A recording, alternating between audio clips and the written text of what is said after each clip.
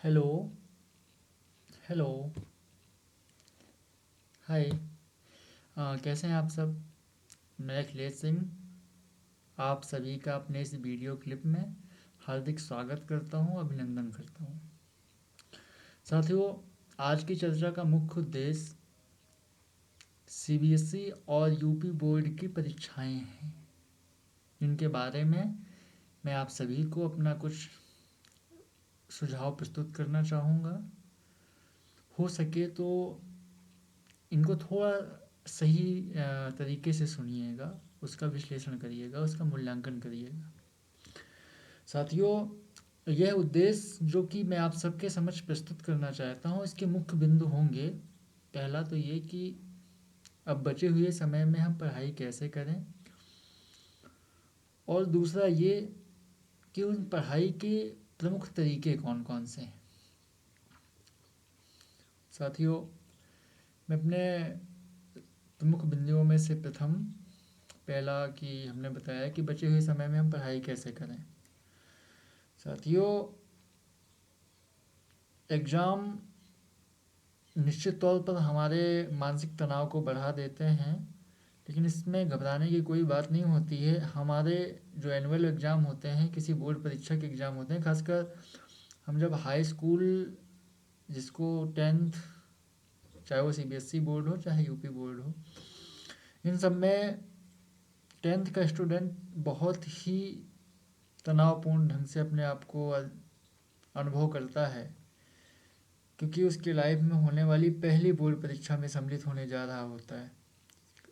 मैं खासकर उन अभ्यर्थियों को कहना चाहूँगा जो अभी इस वर्ष सेशन 2020-21 में हाई स्कूल की परीक्षा में सम्मिलित हो रहे हैं।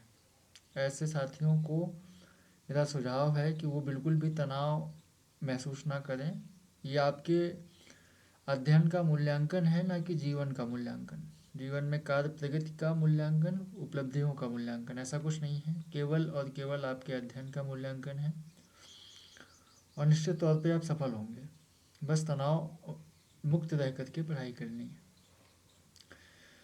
अपनी चर्चा के विषय की ओर लौटूंगा। मैंने शुरू में कहा था कि पढ़ाई कैसे करें। तो पढ़ाई करने का अपना सबसे बेहतरीन तरीका ये हो सकता है कि हम जब कोई भी विषय पढ़ें तो उस विषय वस्तु के प्रति हमारी लगन होनी चाहिए, ना कि दबाव। दबाव मतलब प्रेशर ऐसा नहीं होना चाहिए कि हमें अपने परीक्षा के लिए तैयार ही करना है, बल्कि इनसे कुछ सीखना है। ये बुक्स जो हैं, ये स्टडी मटेरियल जो है, ये हमारे हितैषी हैं। इनसे बैर नहीं करना है। बैर करना हमारी मजबूरी, सॉरी, बैर नहीं करना है। बैर करना हमारा स्वभाव नहीं होना चाहिए। मेन चीज़ मैं इसका अर्थात ये स्पष्ट कर दूं कि जैसे कि हमारी किताबें हैं, और इनसे हम कहीं ना कहीं अगर इनको टाइम दे रहे हैं, पढ़ रहे हैं, तो ये इसका एक सबसे बड़ा उद्देश्य ये है कि हमें इनसे कुछ सीखना है, ना कि इसलिए पढ़ रहे हैं कि हमें बोर्ड परीक्षाएं लगी। अगर हम इस तरह से पढ़ाई करते हैं तो निश्चित तौर पे हमें उन पर रुचि, गहन रुचि की ओर अग्रसर होते जाते हैं, और पढ़ाई पे हमारा एक प्रमुख फोकस हो जाता है। दूसरी बात यह है कि जब हम निश्चित तौर पर पढ़ाई पे फोकस होगा, हम सही से पढ़ाई करेंगे, तो वो विषय तैयार भी होते हैं। धीरे धीरे करके ऐसे तैयार होते हैं कि चीज़ें बहुत अच्छे से तैयार हो जाती हैं हमें, तो वो हमारे परीक्षा की दृष्टिगत काम आती है। मेरा मानना है कि अब बचे हुए समय में पढ़ाई हमें ऐसी करनी चाहिए कि जो चीज़ें अभी तक हमने पढ़ी हैं, उन चीज़ों को बहुत अच्छी तरीके से तैयार कर लें, मतलब दोबारा रिवाइज कर लें, और जो चीज़ें छूट गई हैं उन्हें कम से कम एक बार पुनः दोहरा लें, सॉरी, उन्हें कम से कम एक बार और देख लें। चूँकि परीक्षा के लिए भी समय है। सीबीएसई वालों, समथिंग आपके पास सीबीएसई और यूपी दोनों के लिए समथिंग समथिंग पूरा कहें तो अभी हाफ फरवरी, मार्च, अप्रैल, समथिंग कह सकते हैं, 2.5 महीने का समय है। और इस टाइम का अच्छे से यूज करेंगे तो निश्चित तौर पे आपका रिजल्ट भी अच्छा आएगा। दूसरा ये है कि जैसे हम खासकर अपने युवा साथियों को ये भी उनसे चर्चा करना चाहेंगे। काफ़ी लोग निश्चित तौर पर टाइम टेबल बनाते हैं अपना पढ़ाई के दृष्टिगत, ऐसा कोई कुछ होता नहीं है, इस पे हम हताश होते हैं।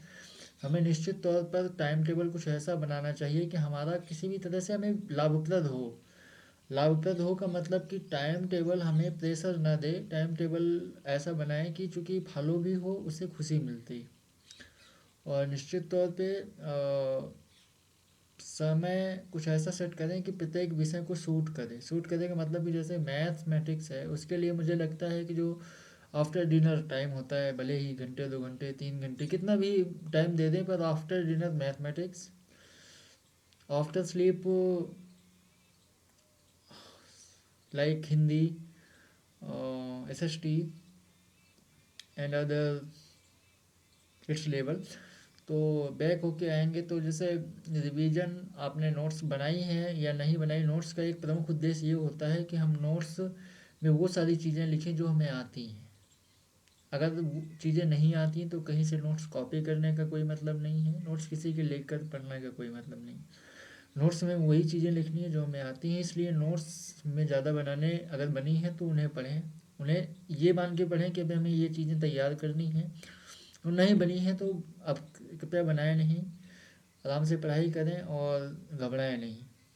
मेरी बहुत बहुत शुभकामनाएं आपके साथ, और इसी तरह से आपका बोर्ड परीक्षा के अवधि से पहले पहले समय समय पर आप लोगों को और भी सुझाव देते रहूँगा। बहुत बहुत धन्यवाद।